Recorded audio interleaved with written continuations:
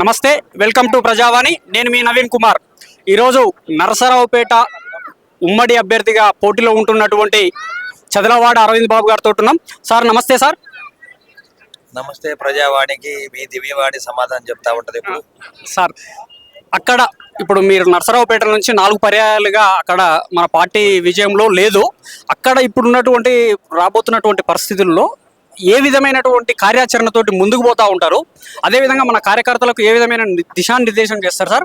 అదేవిధంగా ఏంటంటే 3 పార్టీలతోటి కూటమిగా మనం వెళ్తున్నాం కాబట్టి కోఆర్డినేషన్ ఏ విధంగా చేస్తారు సార్? ఉమ్మడి అభ్యర్థిగా అరవింద్ బాబు టీడీపీ తరఫున పోటీ చేస్తున్నాడు. జనసేన అక్కడ ఇన్ఛార్జి సయ్యద్ జులానీ గారు కానీ, అదేవిధంగా రామకృష్ణ గారు బీజేపీ ఇన్ఛార్జి, మేమందరం కూడా కలిసికట్టుకు ప్రయాణం చేస్తున్నాము.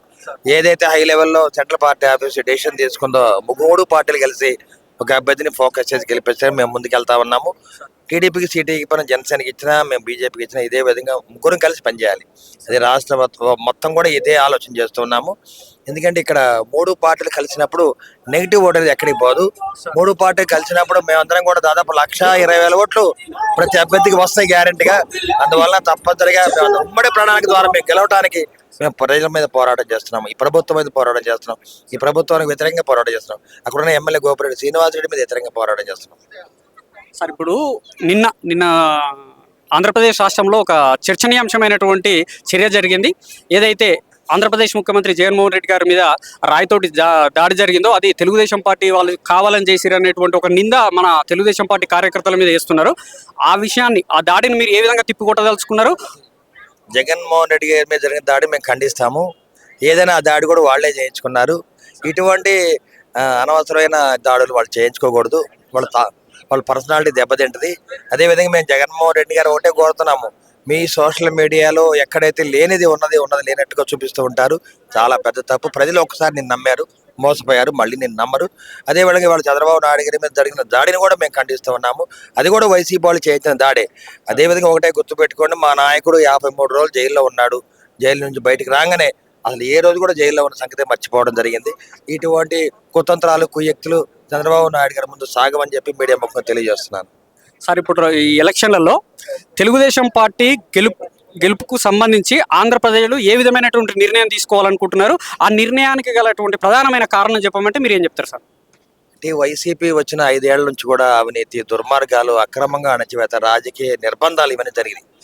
వ్యాపారస్తులను వ్యాపారాలు చేసుకొని ఇలా, అదేవిధంగా ఎవరైనా రియల్ ఎస్టేట్ వ్యాపారాలు ఉంటే వాళ్ళ మీద ట్యాక్స్ కట్టాలి, జీ ట్యాక్స్ అని. ప్రతిరోజు మన సెంట్రల్ గవర్నమెంట్ అయితే జీఎస్టీ కడతాం, వీళ్ళకి కూడా జీఎస్టీ కట్టాల్సిన పరిస్థితి. ఇవన్నీ కూడా చూస్తుంటే చిన్న కార్యకర్తలు, నాయకులు ఎవరైతే వైసీపీ గెలిపించారో వాళ్ళ మీదే మళ్ళీ కేసులు పెట్టారు. ఎస్సీ కేసులు పెట్టించారు. ఈ విధంగా అక్రమంగా అణచివేత ధోరణి ఉంది. మరి ఇవన్నీ కూడా ఎప్పుడు బయటకు వచ్చినాయి అంటే 5 ఏళ్ళు మౌనంగా ఉన్నారు ప్రజలందరూ కూడా. మన ఎలక్షన్ షెడ్యూల్ రాగానే అందరూ బయటకు వచ్చారు. అన్నా మా మీద దాడులు జరిగినాయి, మేము వైసీపీ నుంచి టీడీపీలోకి వస్తామని చెప్పి వేల మంది వాళ్ళు చేస్తున్నారు. నర్సరావుపేటలో నిన్న 3,000 మంది ఒకసారి చేరారు వైసీపీ టీడీపీలోకి. ఇవాళ ఆర్యవైశ్యుల ఆత్మీయ సమావేశానికి 5,000 మంది రావడం జరిగింది. ఆర్యవైశ్యుల సమావేశం ఒక ధైర్యంగా అందరూ కూడా బయటకు వచ్చి ఈ ప్రభుత్వానికి వ్యతిరేకంగా పోరాటం చేస్తారంటే ఇంకా ప్రజల్లో ఎంతో మార్పు వచ్చిందని నమ్మాలి మనం. ఎవరైతే ఆర్యవైశ్యులు మారుతారో ప్రజలు చైతన్యవంతం అవుతారు, ఎంబటే ముస్లిం మైనారిటీ చైతన్యవంతం అవుతారు. అందువల్ల నర్సరావుపేట గడ్డ మీద వాళ్ళ 175 అసెంబ్లీ సభ్యుల అభ్యర్థులు కూడా అందరూ కూడా తప్పనిసరిగా గెలవటానికి పూర్తి ప్రయత్నం చేస్తాము. మరి సాధ్యమైనంతగా 163 సీట్లు వస్తాయని చెప్పి మరి చంద్రబాబు నాయుడు చెప్తున్నారు కాబట్టి మేము దాన్ని నమ్ముతున్నాము. మా పోరాటం, మా ప్రయాణం ఇట్లానే ఉంటుంది. సార్ చివరిగా ఇప్పుడు ఏదైతే మధ్యతరగతి, బిలో మధ్యతరగతి కుటుంబాలకు అమ్మ ఒడి అని, ఆటో డ్రైవర్లకు కానీ సంవత్సరానికి 10,000, 15,000 ఇచ్చి వాళ్ళను అట్రాక్ట్ చేసేటువంటి ప్రయత్నం చేస్తూ ఉన్నాడు. దాన్ని మీరు ఏ విధంగా తిప్పకూడదు సార్? అమ్మ ఒడి కూడా పూర్తిగా సక్సెస్ కాలేదండి. జగన్మోహన్ రెడ్డి వచ్చిన తర్వాత అన్నా క్యాంటీన్ తీసాడు. 5 రూపాయలకి అన్నం తింటామని అది తీసాడు పేద ప్రజలకి. అమ్మ ఒడి కూడా ఇంట్లో 4 పిల్లలు ఒక్కరికి ఇచ్చాడు. అదే చంద్రబాబు నాయుడు గారు అయితే 4 పిల్లలకి మేము అమ్మ ఒడి ఇచ్చాం, విదేశీ విద్యకానికి ఇచ్చాం, రంజాన్ తోఫా ఇచ్చాం, దుల్హన్ పథకాన్ని ఇచ్చాం, క్రిస్మస్ తోఫా ఇచ్చాం. ఇవన్నీ ఎందుకు ఇచ్చాము? పేద ప్రజలు పండగ జరుపుకోలేరు, అందుకని క్రిస్మస్ తోఫా ఇచ్చాం, రంజాన్ తోఫా ఇచ్చాం. ఇన్ని చేసిన చంద్రబాబు నాయుడు గారిని మమ్మల్ని 2019లో ఓడించారు. ఈ జగన్మోహన్ రెడ్డి ఓడించడం ఇది ప్రజలకు ఎంత లెక్కండి? ఆఫ్టర్ అతను గాలిలో కలిసిపోతాడు, చూస్తూ ఉండండి. తప్పనిసరిగా చంద్రబాబు నాయుడు గారు పడిన కష్టం, పవన్ కళ్యాణ్ గారు పడిన కష్టం, మోడీ గారి అండతోటి ఈ వైసీపీ ప్రభుత్వానికి అద్దెదిస్తాం.